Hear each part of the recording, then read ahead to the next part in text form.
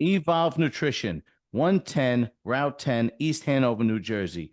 Evolve Nutrition, EHNJ.shop, 973-647-4625. Evolve Nutrition has all your favorite supplements and vitamins, health and wellness products, fresh meals, protein snacks, gym apparel, and accessories.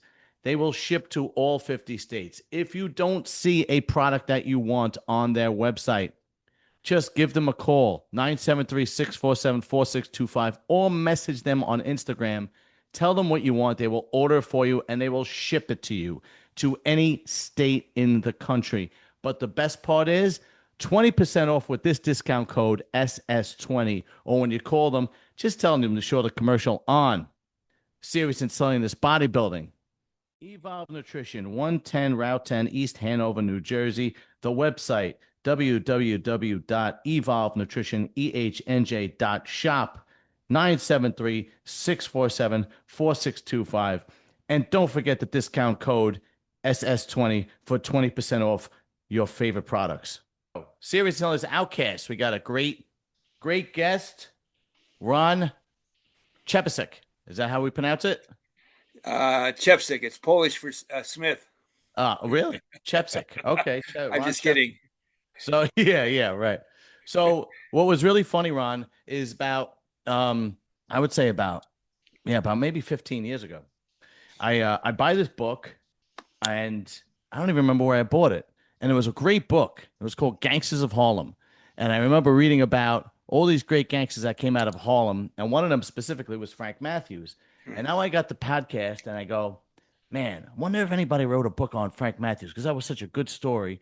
Let me see. And then I go and look, and I look up this book, and here it is. And not only did you write this one, but you wrote the one I read 15 years ago. Yeah. Gangsters of Harlem. I'm glad somebody read it. Oh, I actually gave it to a friend of mine Okay. who liked it too. Yeah. That was my foray into black organized crime. That was the first book I did on it. And publisher asked me to do a sequel, and that led to another book, and led to another book.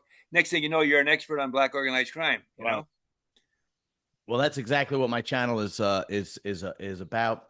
I actually interview people like you, or the actual people of people that just don't fit well into society. Yeah. And Frank Mathews, the Black Caesar, was definitely did not fit well into society. So much so that he disappeared. So why don't you give us some background about yourself, and then we'll go and we'll dive right into the book and Frank Mathews. Okay.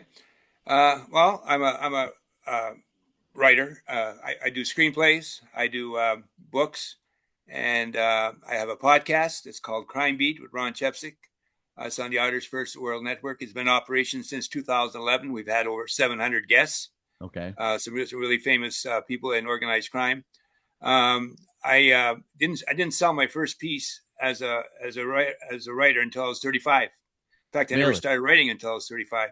And so my career took off from there, and I ended up going to Colombia, and I was invited on a junket in the late 1980s when Escobar was going wild, really, and was conducting his bombing campaign against the government, and it was a life and death situation. And Avianca Airlines, which is the airline of Colombia, thought they could still have a tourist trade, believe it or not. So they invited a bunch of journalists to come on this trip, and I went on there. And on the last day, I met the woman who became my wife. Really? That's amazing. Yeah. So I was going back to Colombia, and, Colombia was hot, with the drug trafficking and everything. And so I kept writing articles. And then when Escobar went down in 93, the Cali cartel was the big honcho on the drug trafficking block. And no one had done a book on them. And so I said, I'm going to do a book on them. So after they went down, 97, the leaders were prosecuted and convicted.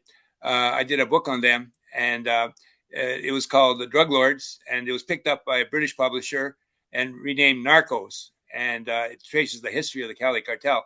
So that started my foray into writing about crime. And then I said, I got to do another book, And so I said, in the 1970s, I went to I got my master's degree Atlanta University, which is a predominantly black school. Hmm. And I had some friends there, and they took me to these movies. And you've heard of the black exploitation movies, right? Of Like course. A Cotton Comes to Harlem, Black Caesar, Superfly, and all those. Yeah, And I sure. just fell in love with them. And I said, I'm going to I'm going to try to find a book about them. And I said, wait a minute. I said, I wonder if there's a book written about how those movies were made and who are some of the characters. And there wasn't. And I learned a lot of these characters came from Harlem. So I said, I'm going to write a book on that. So that's how the book Gangsters of Harlem originated. And then the publisher said, that we really enjoyed that book. We think it's a good thing. Do you have any other ideas? And I thought, well, I'll do another book on black gangsters. So I did a book called Black Gangsters of Chicago. And from there, it led to another book called Gangsters of Miami.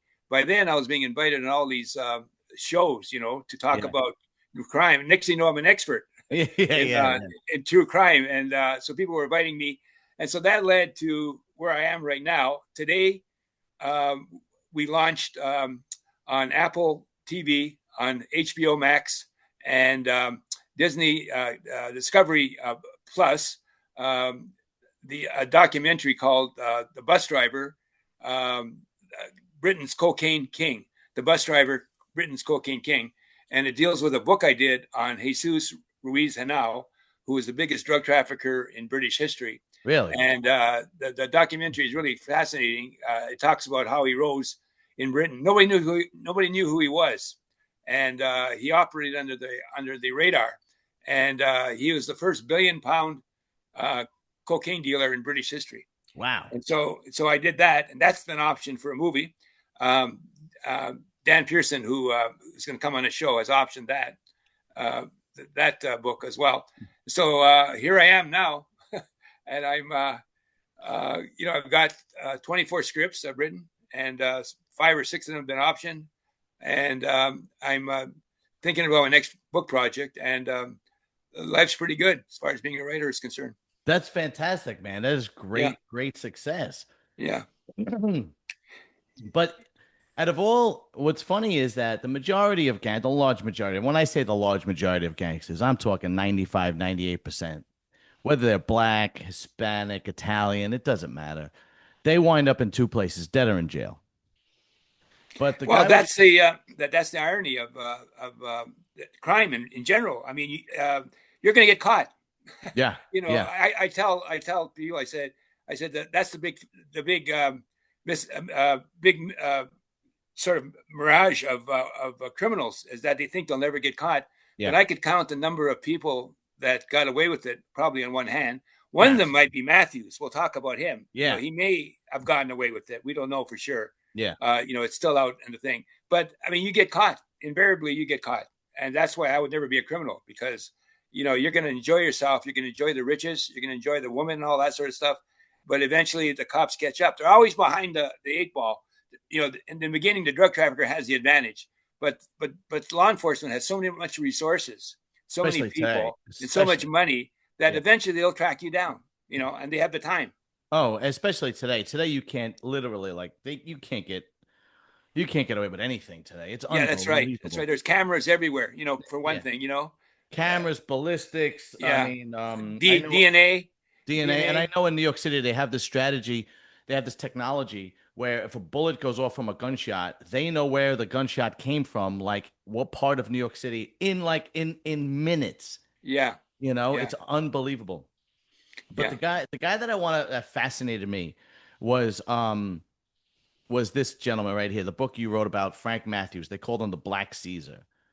And I want to get into him a little bit because, they made movies about Frank Lucas, and they've made, all different types of movies, but they always skipped over this guy. And this guy to me was the most fascinating of them all. So for several reasons, and correct me if I'm wrong, he was the first black drug dealer that was able to break away from the Italians as far as where he got a supply from. Is that accurate?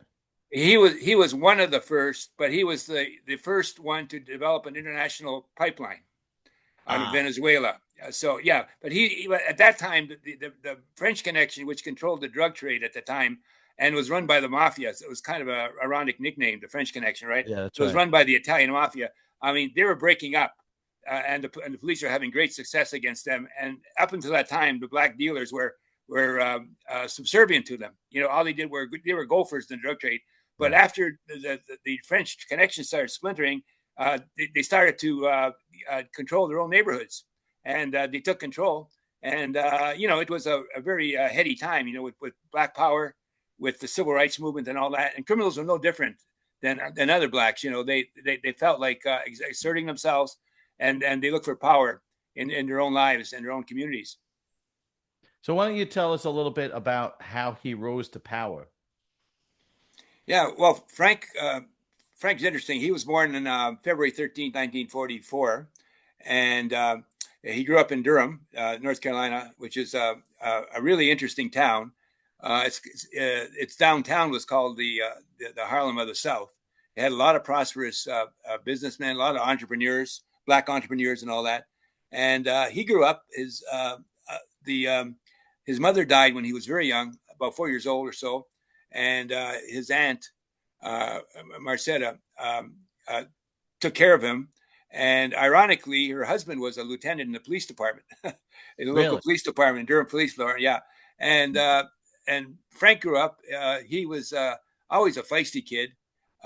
He was really interesting. He was well built. He looked like a fighter from the waist up, and he was tough too. And they called him Pee Wee because he was small, but he made up for his lack of height with toughness.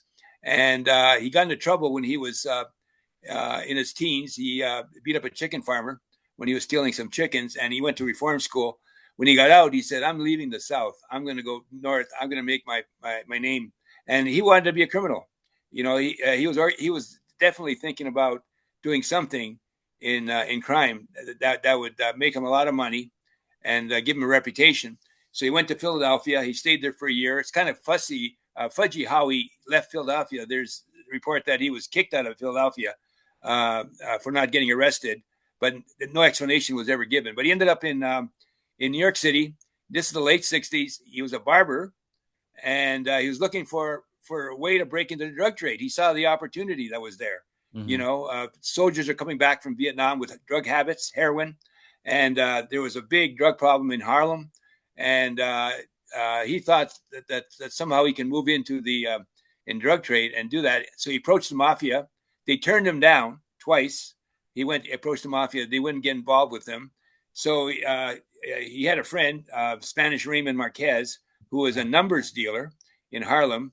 And Spanish Raymond, as he's known, a real legend in Harlem, turned him on to Rolando Gonzalez, a Cuban that was involved in drug trafficking, and Rolando sold Frank his first kilos and got him started on that. Rolando had to flee. He was facing indictment, so he skipped the country, and he went back to Venezuela. But he kept contact with Frank, and he invited Frank to Venezuela, and somehow they developed a relationship with the local mafia, which was the Corsican mafia from Europe. It wasn't the Italian; it was the Corsican mafia in Venezuela. And from there, he started to export heroin from Venezuela to the United States. And the thing was, the cops never took him seriously, you know, because black dealers weren't big at that time, right? Yeah. And he developed a network. He was in 21 states, which is unheard of, because most drug dealers operate in their neighborhoods and barely ventured out in terms of dealing and all that. But he operated in 21 nations, and he moved into a neighborhood in Brooklyn. And ironically, there was a New York Police Department officer, Joe Kowalski, who lived in the same complex as him. Really? And Joe, I interviewed Joe, a really interesting guy. He noticed all these cars coming in from all over, out of state cars and all that, and they're coming to see this guy. This guy, and he didn't like Mathews because he's kind of loud and he dressed really ostentatious, like a drug dealer with a lot of jewelry, right, and all that sort of stuff. And so he went into the police files and found out that a lot of these cars, they were registered to known drug dealers in different states.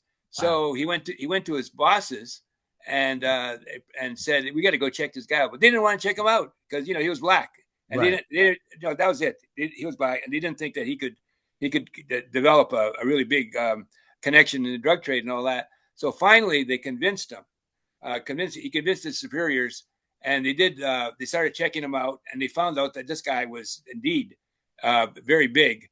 And so they put a wire on him and all that. And meantime, Frank developed a cocaine habit, Oh, okay. and it got to be really bad and all that. It made him erratic, and I think that's one of the reasons why he was taken down. It clouded his judgment and all that. But Frank would be on the wire, and he'd be talking in code with some of his lieutenants, and the police would be on the wire, and some of the lieutenants would screw up the codes and all that. And Frank would say, "You got to watch what you're doing. You got to watch what you're doing." And they knew they were being monitored by the police, but Mm-hmm. they're still talking on the wire. And so, anyways, about 1972, this all happened between 68 and 72. Okay. He was talking about this big drug deal that was coming down from Venezuela, and it was $100 million deal. Now, this is 72, so you know how big that Wow. was on that, right? And he told everything on the wire. I mean, he's blabbed it out, and so they ended up busting this deal. They arrested 18 people in Venezuela, Corsican Mafia, Venezuelan nationals, and all that. And they arrested Frank on his way to the Super Bowl, 1973. You remember that? Washington versus Miami. A little That was before my time, but yeah, okay. that was the undefeated season, for Miami. I was a big Miami fan back then, so I know all this stuff. Okay. So, anyways, they arrested him on the way back, and then threw him in jail, and he was awaiting trial and all that. And then he decided to jump. He jumped bail. He had a beautiful girlfriend, even though he had a common law wife with 3 kids at Right. home.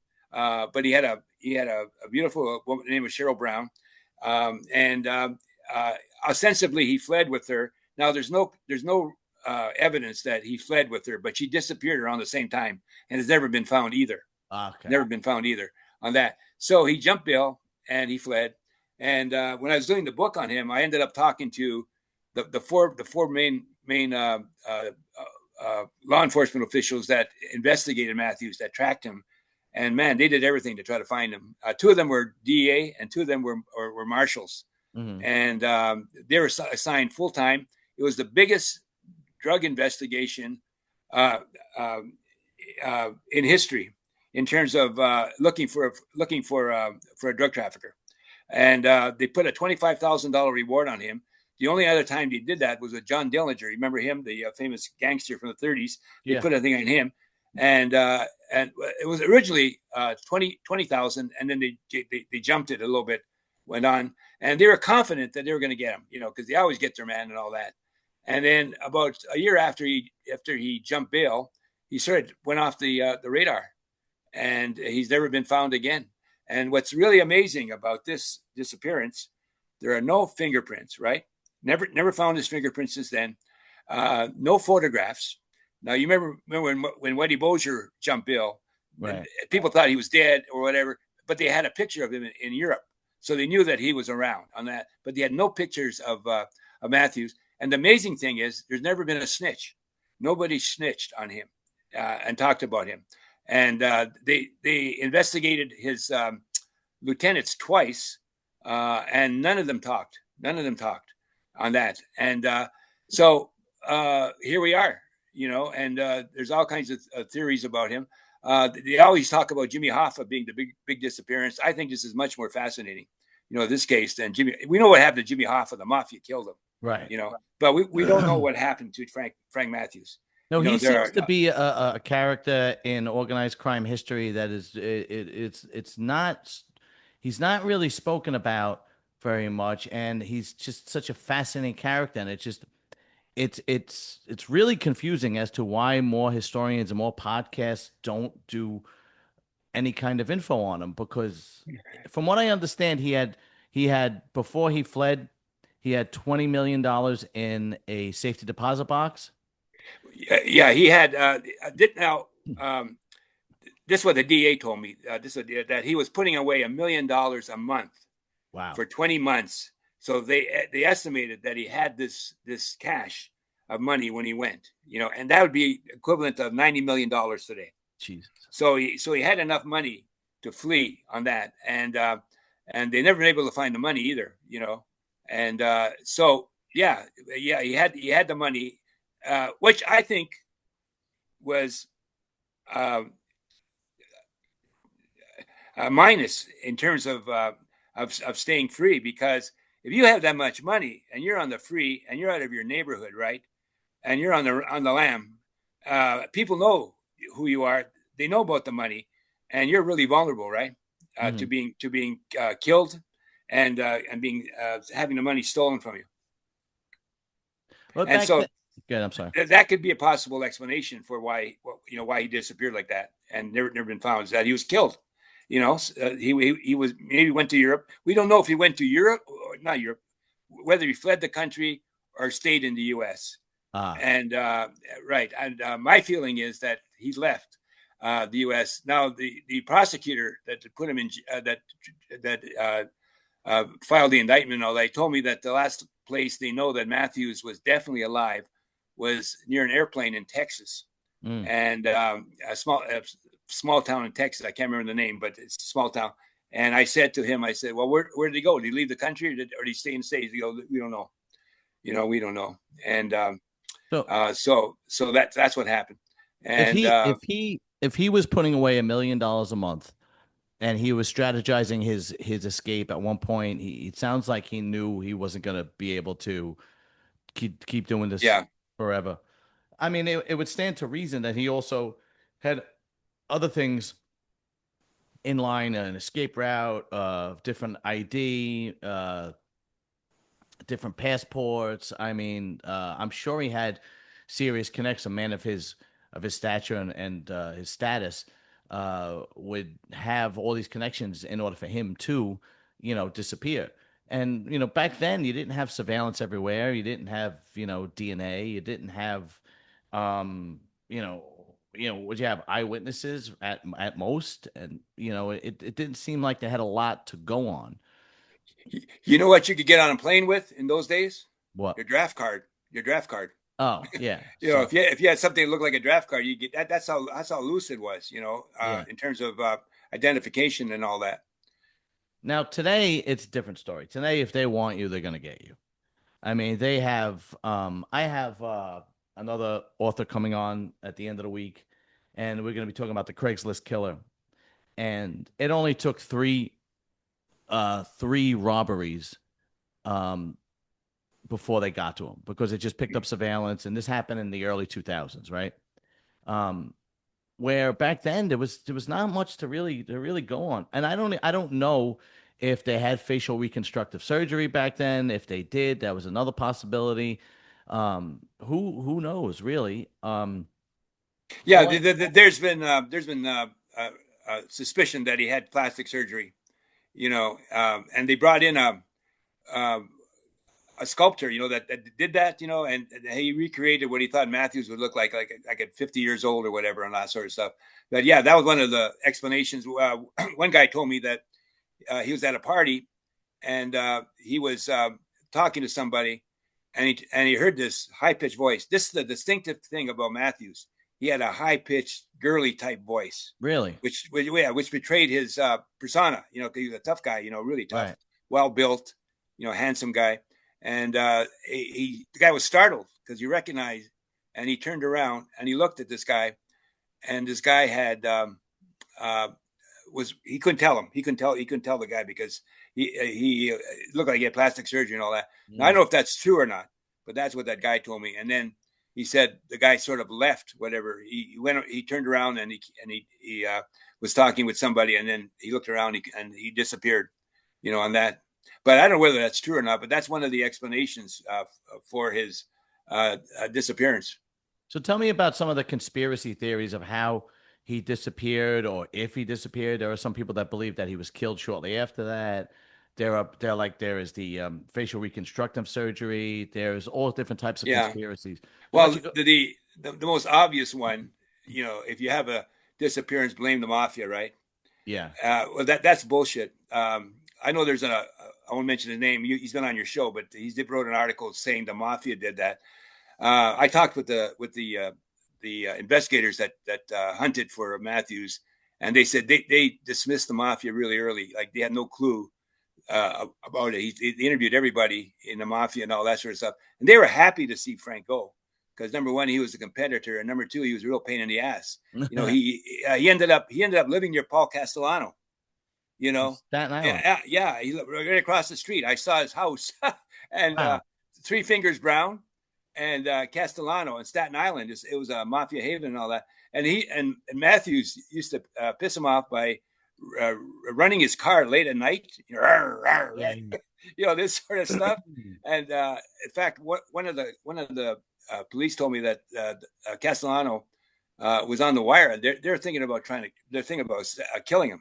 Yeah. Because he was such a pain. But Mathews disappeared before that. But when he disappeared, I'm sure Castellano was really happy. I mean, and whether they could find him or not, I doubt it very seriously on that. Another theory is, which is interesting, is that when they filed the indictment against Mathews' crew, right, there was like 18 people that were indicted on that, and they indicted people from Venezuela as well. I mentioned that bust, the $100 million bust. Right. They brought that in too. The CIA showed up one day and talked to William Callahan, who's the prosecutor, and said, "You got to cut off the Venezuelan part of your investigation, of your indictment." And Callahan was taken aback. He said, "Why do I have to do that?" And he said, "Because we said so. We're the government, federal government, and all that." So he had to cut it off on that then. But there were a lot of people pissed off at Mathews because of that deal. You know what I mean? And he could have maybe tried to fled to Venezuela, which would have been, I think, it would have been a mistake because he had a lot of people that wanted to see him for the wrong reasons, right? Right. On that, so he may have been rubbed out from there. That's a theory, which people talk about, and you don't hear too much about it on that. I mentioned in my book, I talk about how the prosecutors went down there and interviewed some of the Corsican mafia relating to their investigation and all that, and then he. There's a rumor that he's living in the Bahamas, but that's too obvious, and you can't disappear in a place like Bahamas, especially today, right? You were talking about how easy it is for law enforcement to take down people today. They have so many tools in their sort of thing. He could have been stolen. The other theory, he could have been stolen. He could have been killed for the money, because, people knew that he had money when he was leaving and he was vulnerable. All he had, ostensibly, was a woman with him. And the real weird part is she's as disappeared as Mathews.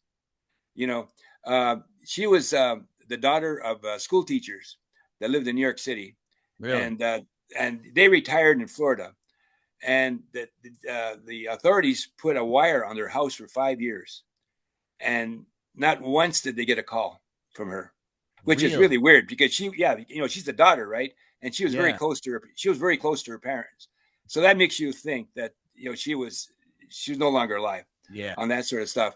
And one time they went on a cruise to South America, and they were really excited because they thought maybe something was going on. They're going to meet their daughter or whatever, but it turned out to be nothing, on that sort of stuff. And they've never talked. They won't talk with the authorities at all. But they don't think they had anything to do with them on that sort of stuff. And so, and then, he's been reported sightings of him in 50 countries all over the world, Africa, Europe, South America.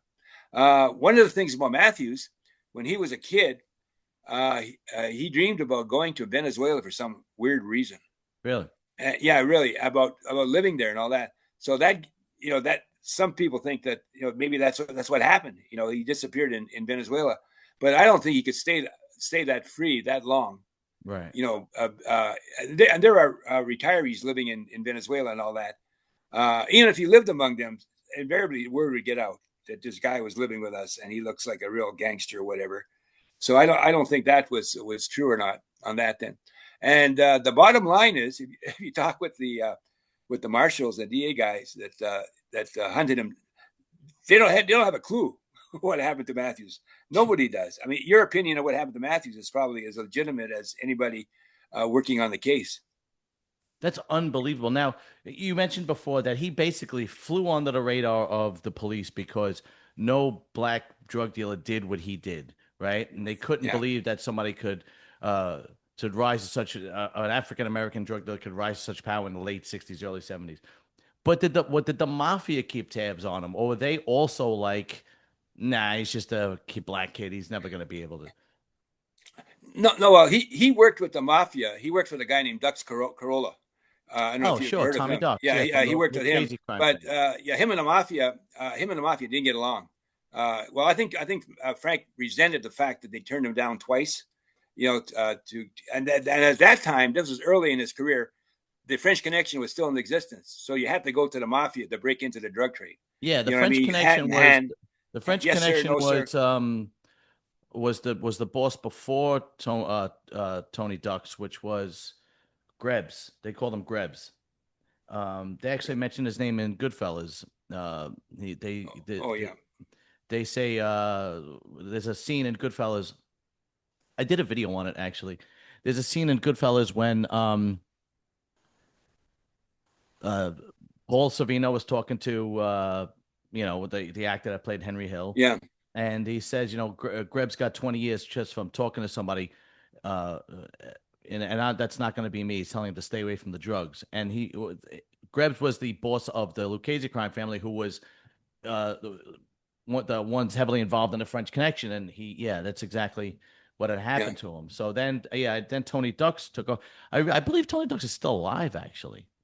Oh, is he? Oh, I I don't think think he's so. in I his think 90s in prison. I think God, so. he'd be older than Francesi, Sonny Francesi died at 103 Yeah, I a think he's. I couple of think years he's. ago on that. And God, that's amazing if he's still alive I on think that he then. is. Let me check. Yeah. I'm pretty sure But, he's. but the point was the Mafia and Frank didn't get along, but they had to deal with each other. Yeah. It's like people in business, right?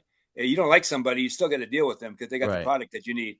And so and at that time, the drug trade was really in flux. The French Connection was broken. You had all these guys circulating around that they're developing their own networks and all this sort of thing. And so people were looking for drugs wherever they could find them on heroin. So, Frank worked with the Mafia when he had to on I that. see. No, you're right. He is dead. He died in 2000. He was 87 years old. Yeah. Okay. So sorry about that. Yeah. But now we're talking specifically heroin, right? That was the drug of choice during the late 60s. Well, he dealt with cocaine too. Cocaine He as got well? he got some through Miami on that, but his primary drug of choice was heroin.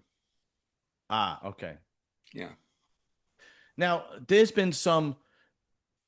Let's see. Let's talk about first the movie they made with about Frank Lucas. Obviously, American. Frank Lucas is in the book Gangster of Harlem. Yes, yes, yeah. That's how I interviewed Frank twice.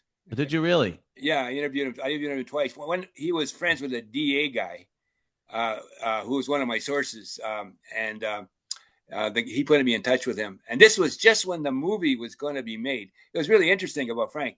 I interviewed him, and the first time I interviewed him, I said, "Oh, I hear there's going to be a movie made on that." And he goes, "Yeah." He goes, "Unfortunately, something went wrong." And he said, "The producers are killing it and all that." I said, "Really?" I go, "Yeah."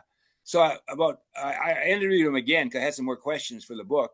And I interviewed him again like 3 or 4 months later, something like that. And I talked to him, and the movie was back on. Yeah. He said, "Yeah." He said, all this sort of stuff. And at that time, Frank was on welfare. Nobody knew who he was. And that movie made him super famous. But I did another book called Sergeant Smack, which deals with Ike Atkinson, who is the real Frank Lucas. He's the guy that Frank Lucas stole the story from. Okay. That was my question. Okay. Yeah. Because it seemed like in the movie American Gangster, they portrayed Frank Lucas, but it seems like they actually took parts from of other famous organized crime figures Yeah. and kind of Yeah. blended it into one. Yeah. If you remember the movie American Gangster, he had a cousin in Bangkok named Nate. Yes. Remember, it was kind of absurd because he was walking around with the army uniform. Well, that was supposed to be Ike. It was they were taking a takeoff on Ike on that sort of stuff. And the way I got the book with Ike was serving 42 years in jail. He got busted in 75. Wow. And when I was researching the Frank story, I said, "Who's this Atkinson?" And they called him Sergeant Smack. I said, "What a great name, for somebody, Yeah, really. Sergeant Smack." So, anyways, I looked him up on the internet, and I found out he was in prison in Butner Prison in North Carolina, which is only like 3 hours away from me. I said, "Hey, that's great." And he had never talked to anybody. He never gave an interview, and he'd been in jail since 75, and this was like 2007 on that sort of stuff. So I said, I got nothing to lose. I'll write a letter. So I wrote a letter to the warden, and I asked if I could interview Ike Atkinson. He said, write a letter. So I wrote a letter to Ike. And Ike said he got a lot of these letters, and he always turned them down. But he said, one thing in my letter interested him. He said, I will correct the story about your relationship with Frank Lucas. And that what he was looking for. He was looking for somebody that would listen to him and Really? listen to his part of the story. So I went down to Butner, and he comes bopping in with his really charismatic guy. He comes bopping in with his orange jumpsuit, and all that sort of stuff. And we sit down and we hit it off. And he says, "Well, I'm getting out in about a year. Do you want to work with me?" And I said, "Yeah, man." I said, "I want to work with you." And so I went back, and I ended up waiting for him to get out of prison. And he got out of prison just when the movie was coming out. Wow, really? American Gangster, 2007, and that sort of stuff. And he had written a letter to the New York Magazine, which published the article which led to the movie by Mark Jacobson. It was an article that the movie was based on, and that article was so funny, it was so absurd, and you could see Lucas was playing the writer, and he started coming up with all these fantastic stories about how there were ginjas in the treetops and they had to fight them off and all this sort of stuff. And it was just crazy. Anyways, so what I think is that Lucas thought no one would ever, this article would last like 3 months, Right. And nobody would ever know. But these producers from Hollywood, Glazer, really big producer, read the article and they said, "Wow, what a story." Yeah. And so they optioned it. So now Lucas is stuck with his story, right? He's stuck with his story. And I remember people knew that I had written about him because I was on the internet. So I started getting calls for interviews. I interviewed this one guy from the Associated Press, and he was saying, "Oh, Lucas, has started this drug connection from Asia." And I said, "No, he never." And these guys started arguing. I said, "Look," I said, "I'll give you some names of people that know the drug trade in that part of the world, and you can talk to them, and they'll tell you that's all BS." Wow. So he ended up doing it, and he wrote an article. And there was like 12,000 articles on the internet at the time about the cadaver connection, all of them saying that Lucas did it. He was the first article that came out where he said Lucas, that was all a fabrication of Lucas's mind. And I think that it might have had an impact on whether Lucas that movie was nominated for an Oscar, because everybody was gung-ho for Lucas. And then people started writing articles challenging that. And I think some of the electors in the Oscars might have read that, and they said, "Wait a minute, this is not real," and maybe it impacted on their decision whether to nominate the movie or not. It's amazing because after I read your book after I saw the movie, and I was like, oh man, Gangsters of Harlem, and I was like, it looks like he took some storyline from other guys and put it into his own. But yeah. Hollywood is famous for that. Do you know what I mean? With the exception of guys like Scorsese, who really want to keep a movie based on. But even even he's being criticized. The Irishman, there's a lot of criticism of the Irishman. Book, you know what I mean? Yeah, absolutely. Yeah. Which I don't agree with that. I mean, it's a movie. Yeah. I'm a screenwriter, and I adapt books. And right. The book and the movie are two different things, yes.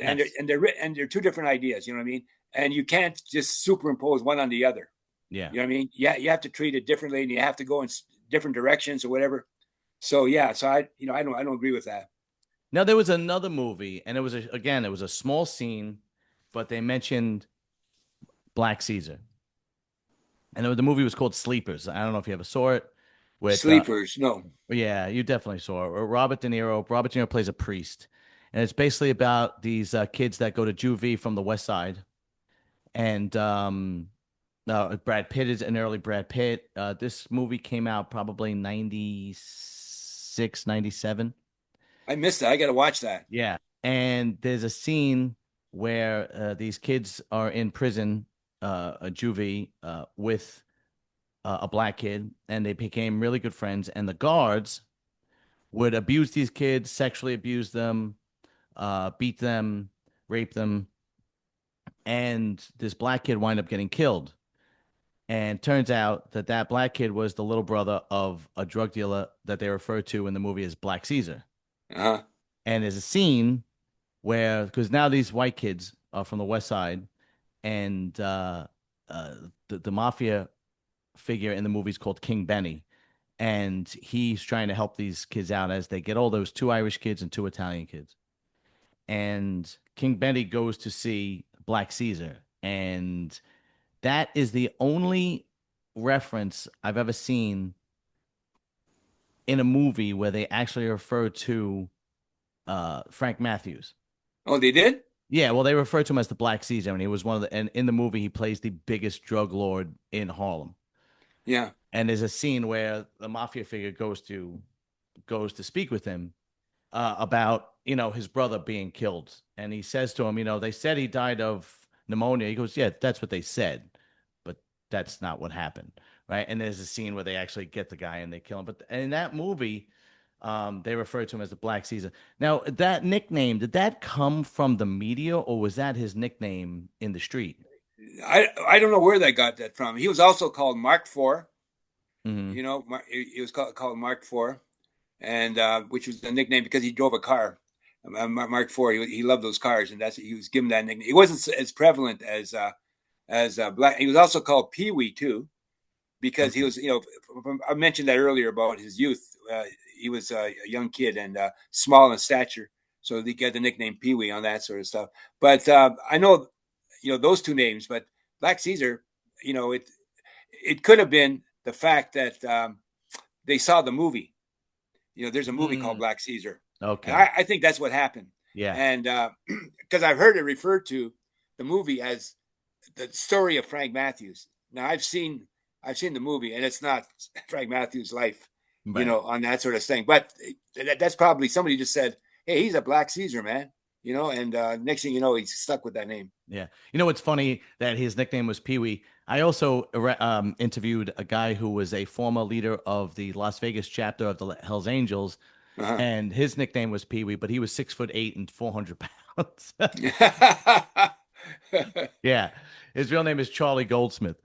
But so And that's now, a funny name in itself too. Charlie Goldsmith for a Hell's yeah, Angel guy. yeah, yeah, yeah. This was not a guy you want to mess with as soon as you look Yeah, at him. You go, even in yeah, his, and now he's in his, I think, early 70s. Even if you look at him now, you go, yeah, I don't want to tangle with this guy. yeah. Right. So now we're talking about this book getting turned into a major motion picture. Is that accurate? Yeah. Well, yeah. It's been optioned for a movie. We're getting close to it. Okay, so tell Uh, me about that. uh, Dan Pearson, who's the producer that optioned the book, and I've been working with for 10 years. We've had this thing, Mhm. product in development, and he was supposed to be on the show, but I don't know what happened. He had an engagement, and he said he Yes. was going to try to make it, but Yeah, he came in. He came in early. He said he had a birthday, 70th birthday, and I don't think he could really put much time in. So he said he would reschedule if I want him back. So we could always have you guys yeah, back. we could always do it again. Yeah, Yeah. especially if once we get the word that the movie is definitely in development on that. But yeah, but Hollywood's a funny business. I mean, because you get something optioned doesn't mean anything. I mean, Mhm. it takes years to have a movie made. I mean, look at the part. It took 12 years to do Oh, that. Gangs in New York. It was started in the 70s. oh, When they first Scorsese first had the idea and all that sort of stuff, and so I have a friend that's a writer. She's pretty good, and she said she reads my stuff, and sort of inspired her. And she said, I'm thinking about turning to screenwriting. What do you think? And she was like in mid-60s, right? Mm-hmm. And I said, Barbara, I said, by the time you'll get enough experience writing, and you have your first script, and by the time you sell your first script, and then by the time that first script goes into development, and then by the time that script goes from development to production, and then finally when it makes it to screen, I said, you'll be dead. Me. Yeah. I said, you'll be dead. I said, it could take you. I said, look at me. I said, I'm working on this Frank Mathews thing for 10 years. I said, and I said, if I started that now, I'd be dead by the time the movie came out, Yeah, by the time the movie was made, and that sort of stuff. So she looked at me. I said, I'm just telling you the truth. It's my honest opinion on that. it would I be a said, you're doing well as a fiction writer. I said, you got a great career. I said, I said, I don't think you need the agony of yeah, the waiting. aggravation, right? Yeah, the expression is hurry up and wait. You Yeah, know, well, it's funny because I've heard that a lot. yeah, There's a lot of stuff because there's great stories out there. I mean, Larry Maz has been trying to get his life story to be uh, major motion picture, and it was in the works, and then it got canceled, and yeah. That's not that's happens. I mean, yeah. Then it's a miracle. I always say it's tougher than a woman having a baby. yeah, yeah, it's amazing. Getting a movie made, Now for and making shits sure and that it's healthy. yeah, right. For shits and giggles, have you guys talked about who might you want to play Frank Yeah, Matthews? I can't mention that. We Oh, have it. damn it. We've signed a contract with a Emmy award winning author, and but these things are. You told me you had people on the show that they couldn't talk about Yeah. it, and so we've got somebody I'm picked out, and he read the book in one night and went to his talent agency. I got to be in it, he said, and we had somebody else in mind, another big name actor, but this guy was so enthusiastic about the project that we said, yeah, okay, we'll sign him up. So we signed him up. Oh, that's fantastic. I hope it Yeah. because now most of the time it's the movies they turn into yeah, Netflix series or things like that. I think the days of the major motion pictures and everybody going to the movie theaters are over. I think it's made a shift, but even still, it doesn't matter. When you say movie, you kind of think of the Netflix series or a Paramount series or something like Yeah. that. But yes, you're right. I had Mel Chancey on, and we could only talk about bodybuilding. We really couldn't talk about much about the movie, although he did say that John Bernthal would play him as Oh, John Bernthal. Yeah. I yeah just saw him in, what was it? The Accountant too. Yeah. yes Yeah. yeah He just came out with it and he did Con One. Yeah. He's a good actor. yeah. Yeah. I He'd be don't good for know it. how they're gonna get I mean, John Bernthal has a very athletic physique. But Mel Chancey in his prime was a bodybuilder. He was a huge man. He was 290 pounds of muscle. He was an enormous human being. So, I was like, well, why, when I was talking to Mel, I was like, the only guy that I would think about would be Jason Momoa, because not only is he a huge, big bodybuilder Yeah. guy, but he's also a biker. He also likes to ride motorcycles. It would have been Yeah. perfect. But they went with, I think, because John has more of that rough Yeah. exterior to him, I'm and he's a I'm good amazed actor. that they're able to get him because he's becoming big, with those accountant movies, and Yes, and his career is about to take off. yeah, and I think I believe The Rock, seven buck production is producing the movie. Yeah. But that's pretty much all. He couldn't really go into the history of him and the Hells Angels. He couldn't go into any much more than that. He said that once it happens, it comes back. But Yeah. but Yeah. We'll come back. We'll come yeah. back if you want us talk about it. Oh, 100%. I would definitely want you back, Yeah. especially when the ball gets rolling with the movie. So this is the book, Black Caesar, The Rise and Disappearance of Frank Matthews Kingpin. You can get this on Amazon. I will put the link in the description in the bottom of the YouTube channel. But if you guys are listening on Spotify, Apple, iTunes, just go to The Rise and Disappearance of Frank Mathews on Amazon, written by Ron Chepesiuk, and it will immediately come up. It is a great read, fascinating, because the ending, this guy disappears without a trace. Nobody ever heard from him again, and it is just a fascinating read. I implore you to buy this book and read it. It is, if you like organized crime, you are going to love this book. And let's not forget that you also have The Bus Driver, about on HBO Max. HBO Max, Apple TV, and Discovery Plus. And you could get this if you have Amazon Prime. It's a bonus. It's free. Discovery Plus, and you can access Discovery Plus through Amazon Prime. Fantastic. I happen to Yeah, have all three, so I'm yeah. definitely going to want to watch it. You can have your choice. Yeah, That's I good. have HBO Max, Apple TV, Amazon Prime. I have Yeah. all three, and I'm definitely gonna. And that is about the biggest cocaine dealer in Great Britain, right in the UK. Yeah, Jesus Reasonau. It was a very fascinating story. I spent. He contacted me from prison in Britain. Wow. What happened was his daughter wrote me an email, and I get a lot of these from people that are gangsters. You know, they think they killed a lot of people or sold a lot of drugs, and they got a story. But it takes more than that. To make a story for a book or I know. a Believe me, movie. I've interviewed But plenty of these so she guys. wrote me, and I was sort of half awake. And at the end, there were 5 articles from newspapers, and I read them. I said, "Holy cow!" One article described him as Pablo Escobar of British drug trafficking. Another one said that the price of cocaine shot up 50% after he was busted Really? on that sort of stuff. Yeah, and then another one, said that nobody knew who he was for the first 9 years of his drug trafficking career, and then he popped up in the radar. I said, "God," I said, "it's amazing." And then I did more research, and I said, "Yeah, this guy's definitely a book." So I told her, I said, "Have him call me from prison, or can he call me from prison?" She said, "Yeah." I said, "Well, have him call me from prison." And so we talked, and then he got snagged up, and he spent a little bit longer time in Britain. This is like 2019, and then we agreed that once he got out of prison, because he was going to get deported to Colombia because Okay. because of the drugs thing. And Right. so I said, once you're back in Colombia, I'll give you a little time to get resettled. And I said, I'll come and we'll talk. For about. I said, I'll come down for a week, and we'll go through your story on that. So that's what happened. I went down to Bogota and ended up interviewing him and listened to his amazing story, and then published a book. And we're here now. That's And fantastic.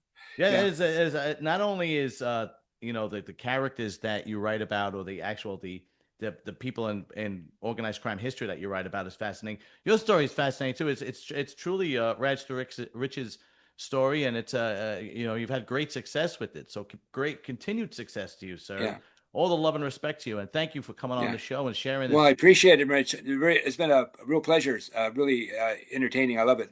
Thank you very much, and you will Yeah, will be back, especially when we get the ball rolling. Well, I'll be in touch with you.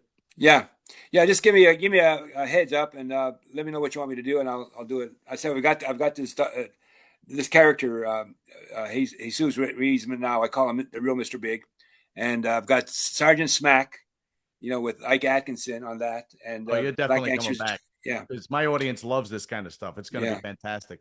Sergeant, yeah, let's see, Sergeant Smack, and the yeah. other one is Jesus. It's called the real Mr. Big.